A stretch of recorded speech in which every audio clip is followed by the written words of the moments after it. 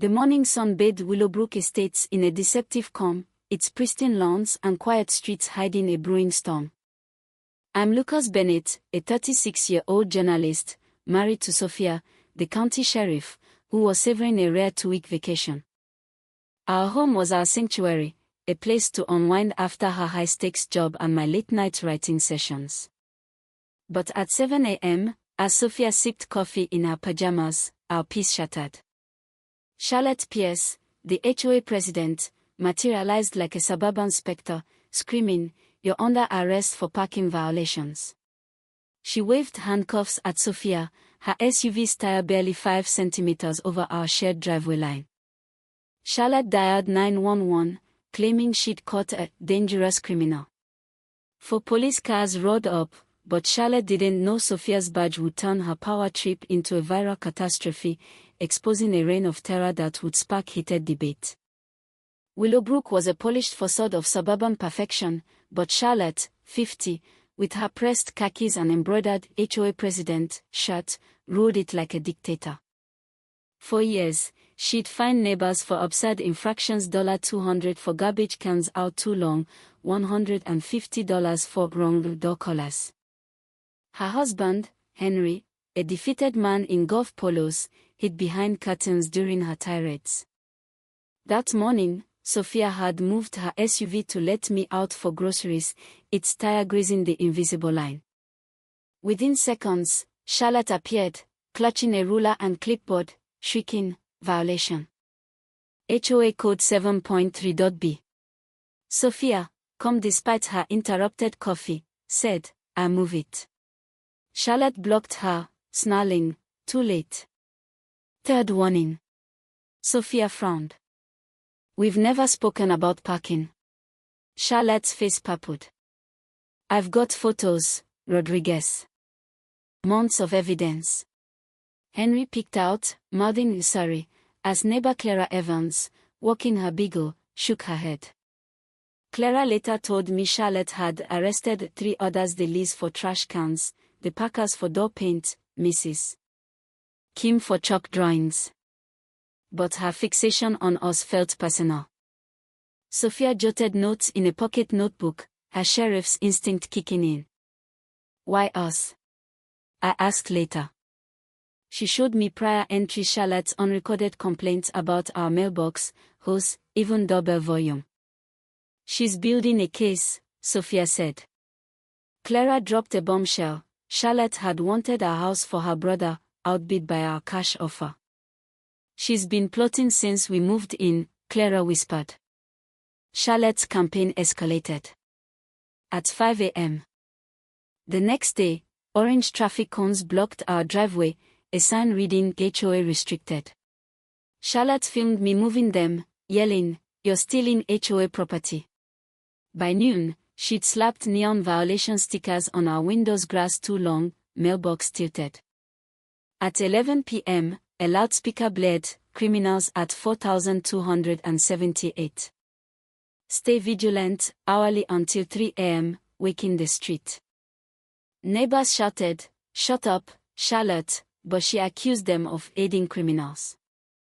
Day 2, Charlotte paraded in a fake police costume, navy shirt with enforcement ironed on, a mock kiosk badge, and a utility belt with zip ties.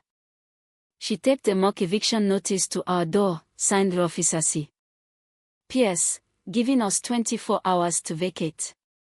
Sophia laughed, adding it to her evidence folder.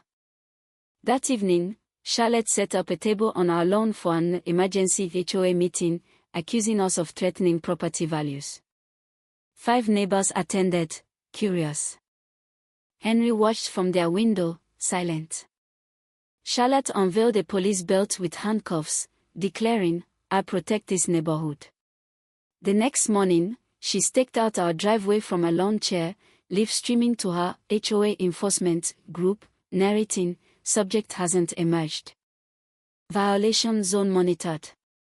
At 7:15, Sophia grabbed the newspaper. Charlotte leapt up, shouting, "Citizens arrest," waving handcuffs. "You're violating Code 7.3.b. Sophia, unfazed, said, "Step aside, Charlotte." That's false imprisonment.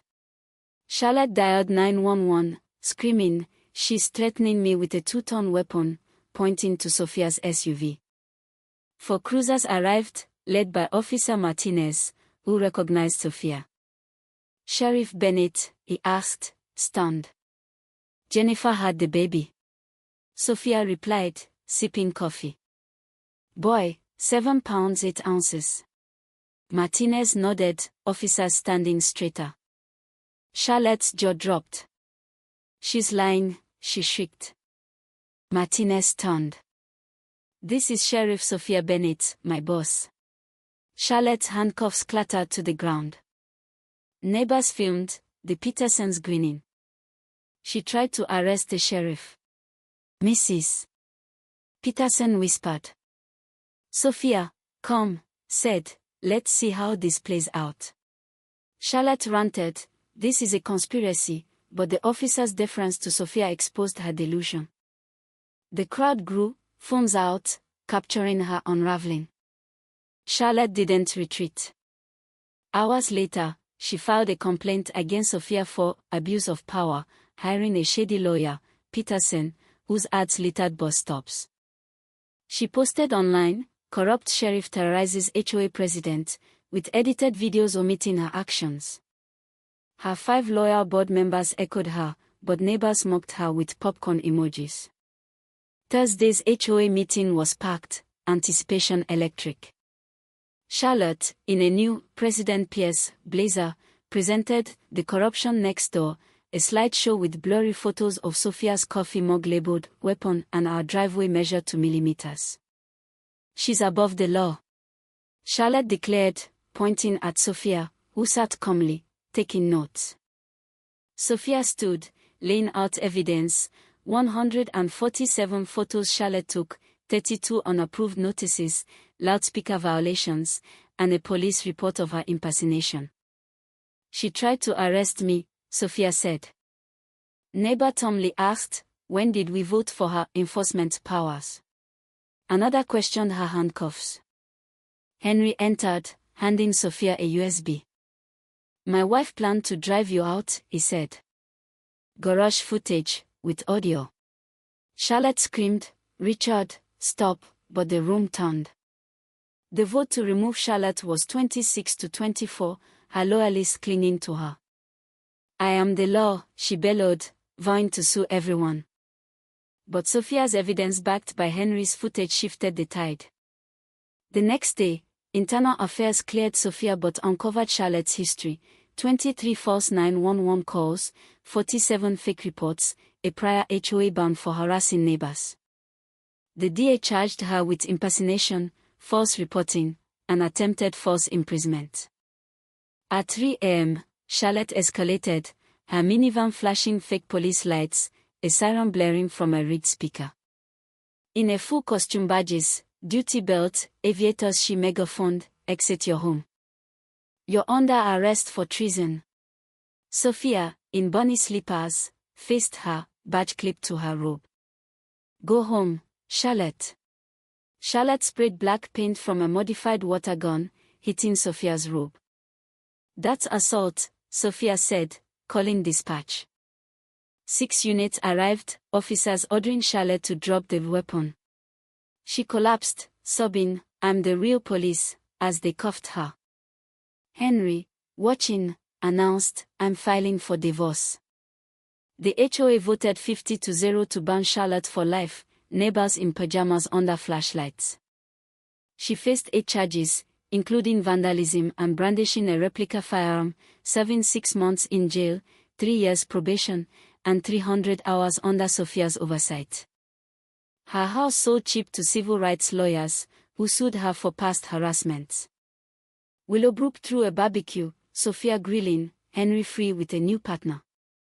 Neighbors hugged, relieved, as Clara said, "It's over." The viral footage Charlotte's meltdown versus Sophia's commit millions, sparking debates. Was Sophia's restraint heroic or should she have pressed harder?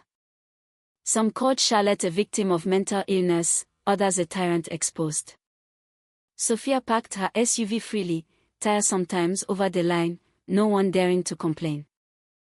Charlotte's fake badge was no match for real authority built on respect, not delusion.